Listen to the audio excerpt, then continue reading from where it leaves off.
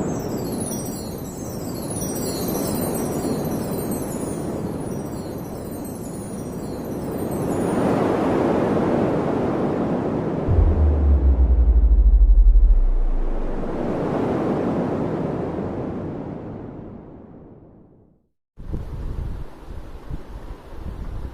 એબી સ્કૂલના વિદ્યાર્થી મિત્રો, આજનો ટોપિક મોસ્ટ ઇમ્પોર્ટન્ટ.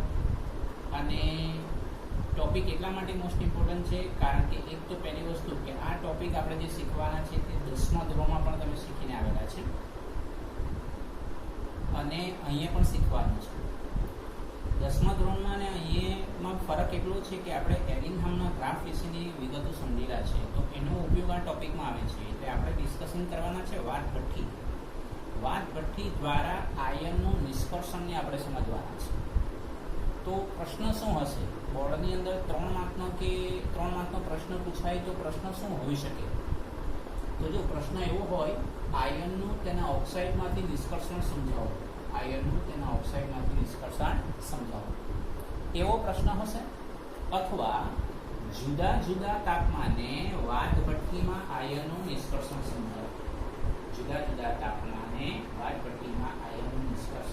સમજાવો, આ ટાઈપના બેમાંથી ગમે તે કોઈ પ્રશ્ન હશે અને 3 માર્ક્સને માટે આપણે ધ્યાનમાં રાખીશું.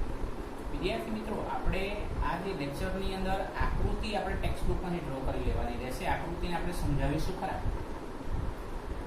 તો આના કેટલાક પોઈન્ટ છે, એ પોઈન્ટને તમારે યાદ રાખવાના જેથી કરીને આપણે લખવામાં સરળતા રહે. એમાં પહેલો પોઈન્ટ છે નિસ્તાપન અથવા ભૂંજન.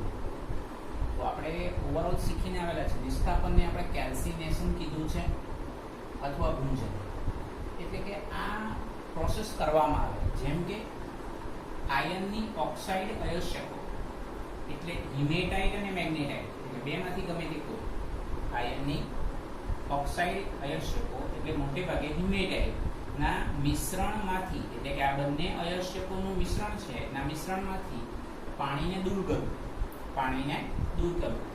કાર્બોનેટનું વિઘટન કરવું. અશુદ્ધિ હોય બરાબર છે તો એમાંથી કાર્બોનેટનું અલગ કરવું, વિઘટન કરવું, અને સલ્ફાઇડનું ઓક્સિડેશન કરવા માટે, કારણ કે આયનની તો સલ્ફાઇડ એક તો ખનિજ બી છે, તો સલ્ફાઇડનું ઓક્સિડેશન કરવા માટે નિસ્તાપન અથવા ભૂંજન કરવામાં આવતું જોવા મળે છે. તો વિદ્યાર્થી મિત્રો, આ પોઈન્ટને આપણે પહેલા યાદ રાખીશું કે ભાઈ નિસ્તાપન અથવા ભૂંજન કેમ કરવામાં આવે. તો ભાઈ આયનની ઓક્સાઇડયુક્ત જે અયસ્ક છે તેના મિશ્રણમાં પાણી હોય તો પાણીને દૂર કરવું, કાર્બોનેટ હોય તો કાર્બોનેટનું વિઘટન કરવું, સલ્ફાઇડનું ઓક્સિડેશન કરવું. એને માટે આપણે નિસ્તાપન અથવા ભૂંજન કરવું પડતું હોય છે.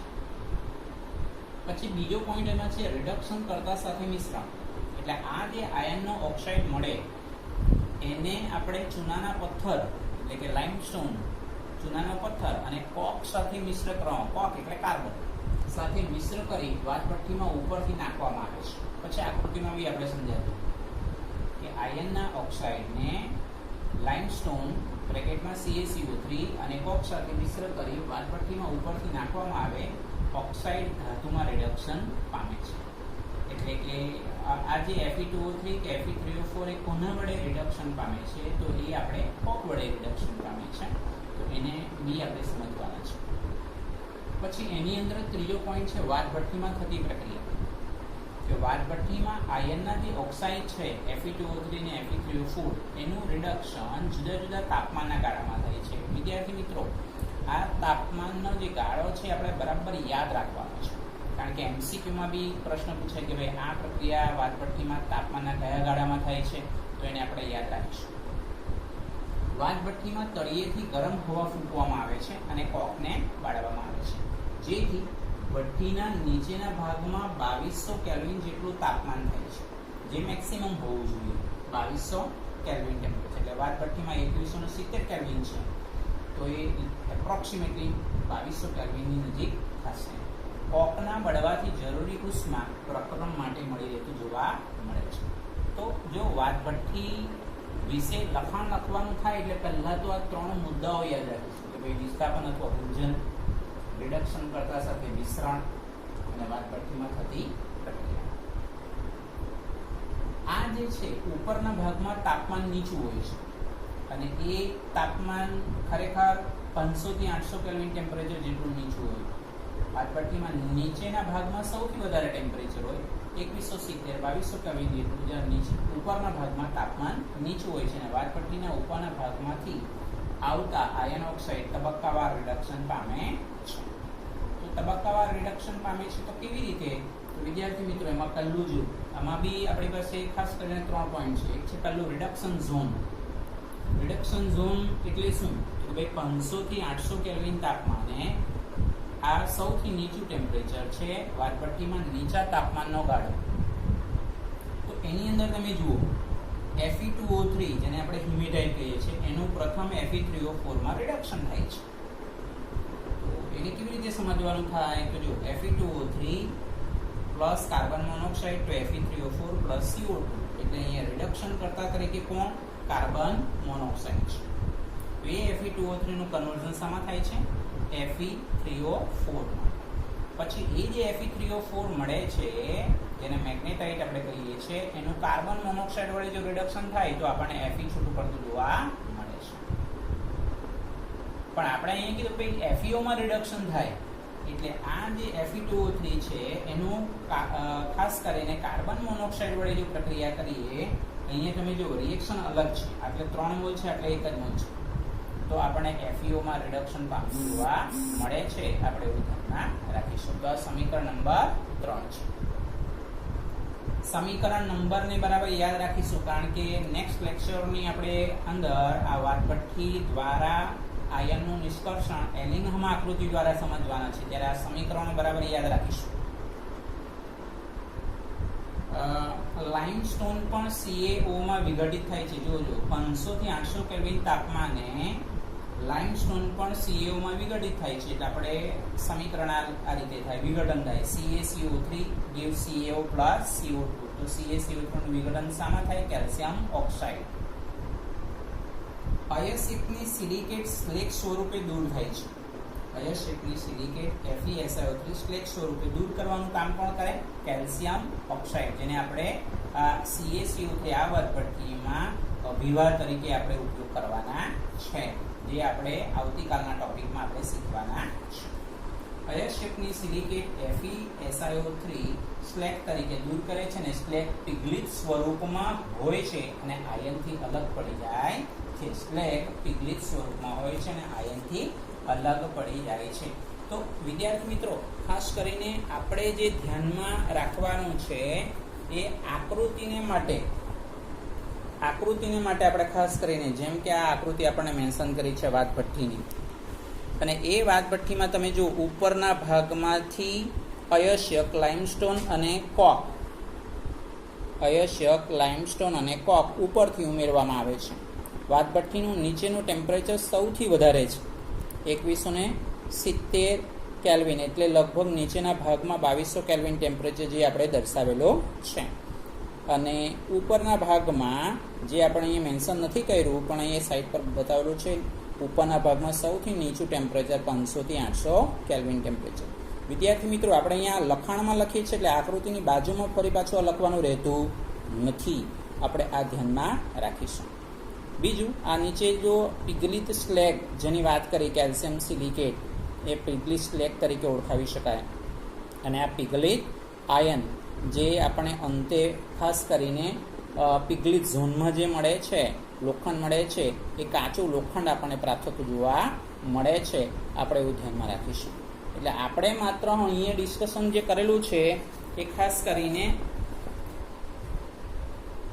રિડક્શન ઝોનનું ડિસ્કશન કર્યું છે, બરાબર છે. તો હવે આપણે દહન ઝોનનું ડિસ્કશન કરીશું. તો દહન ઝોન માટે તાપમાનનો ગાળો કેટલો છે? 900 થી 1500 કેલ્વિન તાપમાન એ વાદભઠ્ઠીમાં ઊંચા તાપમાનનો ગાળો છે. જો ધ્યાનમાં રાખજો, વાદભઠ્ઠીમાં ઊંચા તાપમાનનો ગાળો છે 900 થી 1500 કેલ્વિન તાપમાન દહન ઝોન. એટલે એ દહન ઝોનમાં શું હોય તો ખાસ કરીને કાર્બનની કાર્બન ડાયોક્સાઇડ સાથે પ્રક્રિયા થાય એટલે કાર્બન મોનોક્સાઇડ મળે, અને એ કાર્બન મોનોક્સાઇડની FeO સાથે પ્રક્રિયા થાય છે ત્યારે Fe છૂટું પડે છે અને CO2 મળે છે. તો વિદ્યાર્થી મિત્રો, આને સમીકરણ નંબર 4 અને સમીકરણ નંબર 5. આ તાપમાનના ગાળામાં જે આપણે અગાઉ વાત કરી કે વિઘટન થયેલું છે પહેલા રિડક્શન ઝોનમાં કેલ્શિયમ ઓક્સાઇડ, તો એ અશુદ્ધિ જે હોય સિલિકા સાથે તો એ સ્લેગ બનાવતું જોવા મળે છે. તો દહન ઝોનમાં આ તાપમાનનો ગાળો અને આ 3 સમીકરણને આપણે ધ્યાનમાં રાખીશું.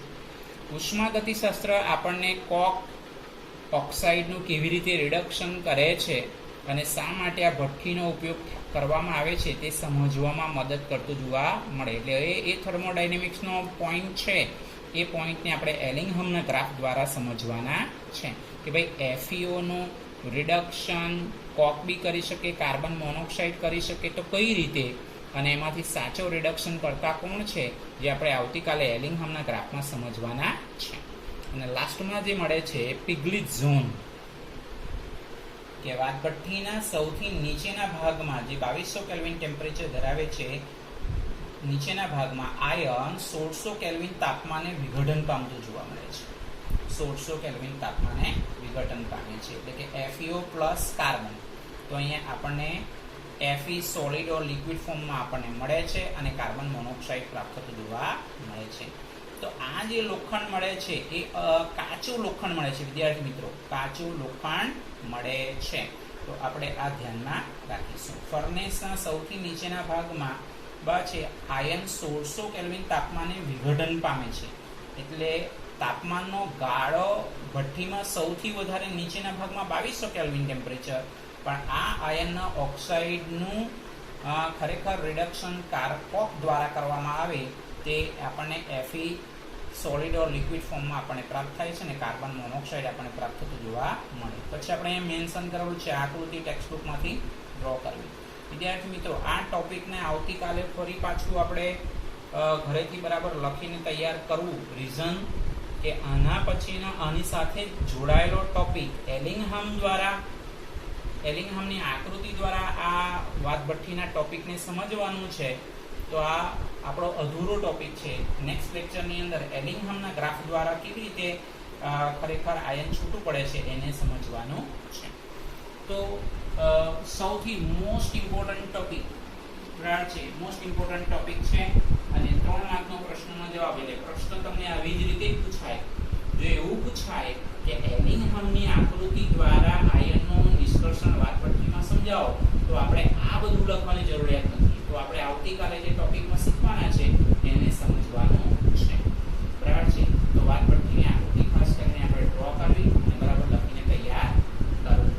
તો આ વિડીયો ગમ્યો હોય તો લાઈક કરો, ખાસ કરીને પોતાના મિત્રોને શેર કરો.